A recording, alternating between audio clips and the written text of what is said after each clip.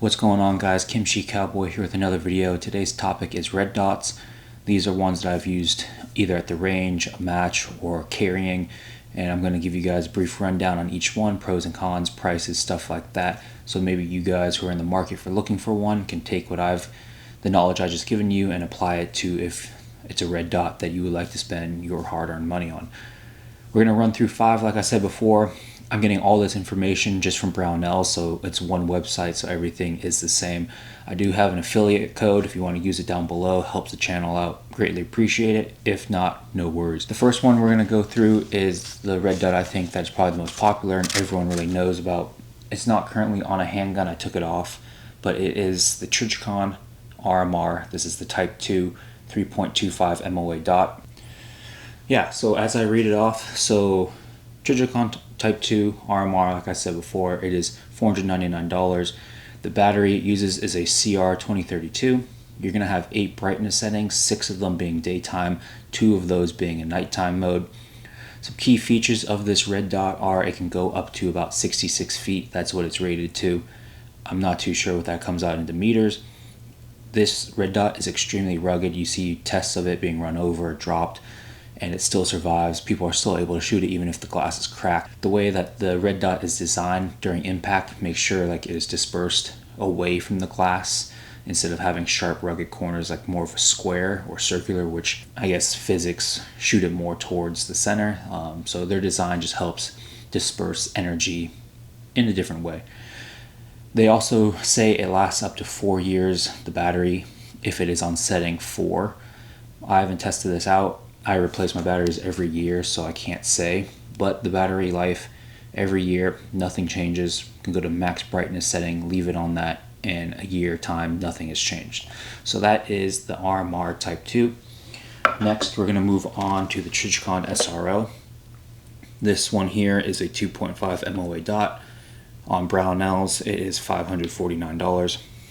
I will note the SRO and the RMR have the most popular footprint for any slide. So a lot of the times companies will have an RMR or an SRO milled slide. Holosun also uses that for a lot of their footprints, is based off an RMR. So the most widely accessible footprint for a handgun is probably the SRO or RMR. Same deal, the battery is a 2032.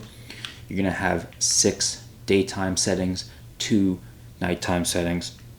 Some key features is that it has the largest field of view. It has a top loading battery, so you do not have to remove the optic, unlike the RMR, which is a bottom loading. You have to do that. When you change the battery, you got to re-zero. This way with the SRO, take the battery off, put it back in, and you are good to go. It has 2 night vision modes, and it has a 3-year battery life at setting 4. That is the SRO. Moving on to the Aimpoint Acro here. Now moving on to the Aimpoint Acro. This is the Acro P2 with a 3.25 MOA dot. Right now on Brownell's it goes for $600. Uses a 2032 battery. You have 10 total settings, 6 day and 4 night. It is rated up to 115 feet submerged. It is a fully enclosed emitter optic, and online it says it can last about 50,000 hours, but I find that to be false. We'll talk about that more later. Moving on to the Steiner MPS or micro pistol sight. Currently on Brownell's, this is $550. You will need your own adapter plate for the MPS and the Acro. The Steiner is the first battery change we have. It is a CR 1632. 13,000 hours of battery life in the middle setting. You have 6 daytime and 2 nighttime, and it is parallax free. The battery is also top loading, so once again you do not need to remove anything to replace the battery. Last but not least, here we have the Holosun EPS in 2 MOA in a red. All my dots are red, I will mention that. Right now this is $330 on Brownell's. It uses a different battery, a CR 1620. You will have 12 total settings, 8 daytime, 4 nighttime. You also have lockout modes. It has a 50,000 hour battery life. It also comes standard from factory with the shake awake feature. If you do not know what that means, you set the pistol down over a certain amount of time, it will shut off to reserve battery life, and then when you pick it up, the dot will come back on. It also has grade 5 titanium glass. So that there is just a little rundown, quick synopsis of what you can find out about these red dots online. But now we're going to dive into my personal experiences with each. We'll go ahead and start with the EPS, just because this has been my carry handgun for the longest time. The EPS has been great to me up until the past couple months, which is why I needed a different handgun to carry, or I'm going to change out this optic. I can no longer change the battery settings.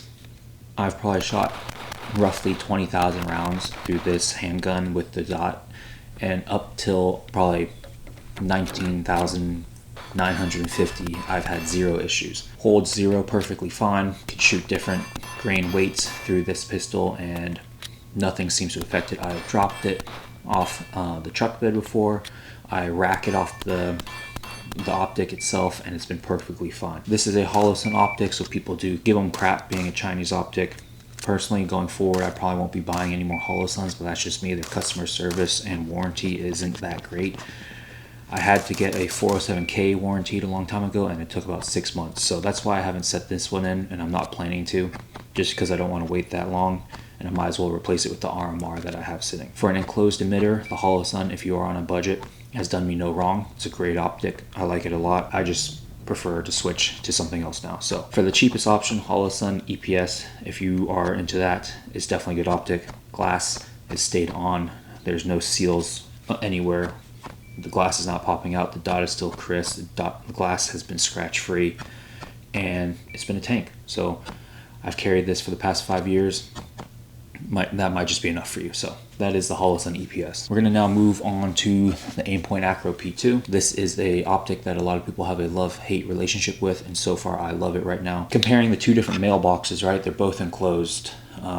I might as well just talk about these both side by side because it'll be easier. They're both really good optics, and they both have their drawbacks and pros.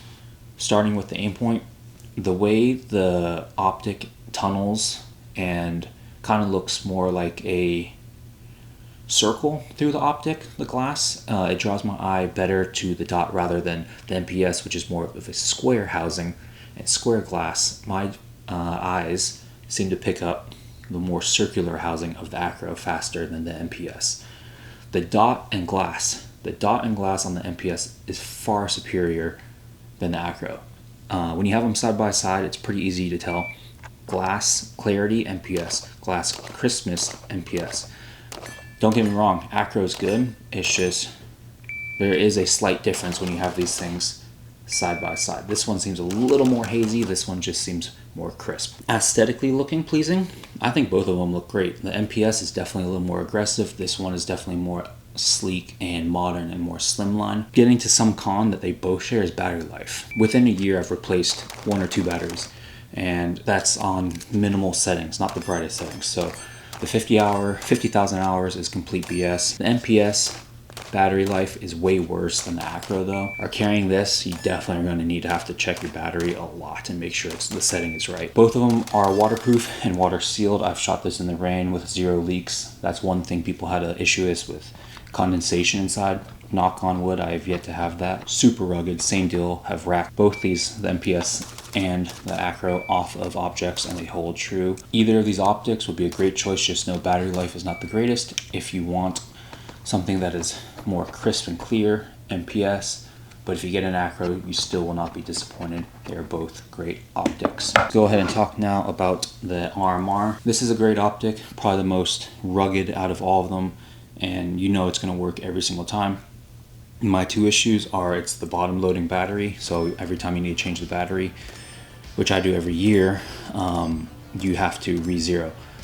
This has been sitting in my safe for probably the past 1.5 years with the battery that was attached in it, and it turned on the instant I picked it up. So I think it is holding true to the battery life, that this thing probably, you could set a battery in it for 3 years and probably never have to change it. I've dropped it, racked it off things. Trijicon holds up to its name for this one, super rugged. It's not gonna go anywhere. It's probably gonna outlive most of us. And if you want an optic that's just a tank, this is it. Do note it has the smallest window and footprint out of any of the other optics I own, and I found this was the hardest one to pick up, especially transitioning back and forth from different handguns with different optics. Finding the dot on this one was just a smidge slower, but it is that. So if you're doing competitive shooting, I don't think this is optic. You rarely ever see this in matches. Glass is crisp, dot is crisp. It does have a little warpedness on the outsides, but I think that's just standard for most Trijicon glass because my SRO does the same thing. Can't go wrong with an RMR. Last but not least, we're going to move on to the Trijicon SRO. People also online say or have mixed reviews saying, is this a duty optic? Now, my duty is match, concealed carry, and range use. Does that fit the qualities that I need it for? Yeah, it honestly does. My buddy Isaac has carried his SRO for the past 2.5, maybe 3 years, and has shot countless rounds through it. And then the only issue was at one match his glass fell out, but I think that's because he's probably shot 5 digits of rounds through it, so I don't know. It is a little more fragile. They are more prone to crack and everything like that. Just the housing, the way it is, it's a little thinner material around the edge. But the large field of view, the crisp dot, nothing really beats an SRO. I think if you go to matches, a lot of people use the SRO. Just being able to see such a huge field of view can be a good thing and also a bad thing.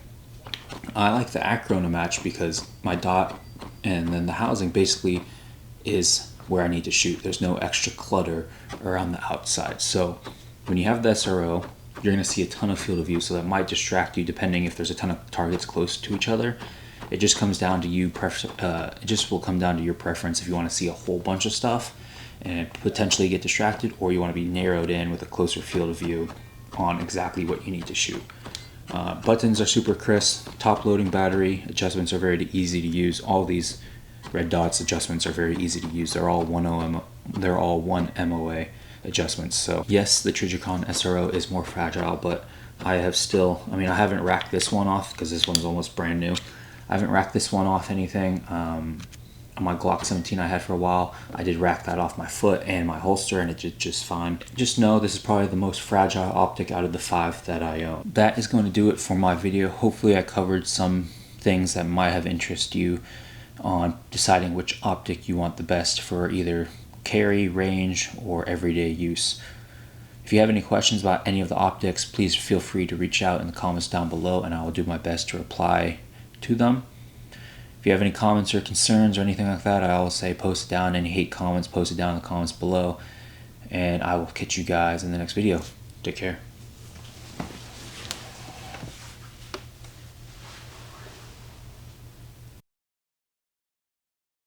What's going on, guys? Kimchi Cowboy here with another video.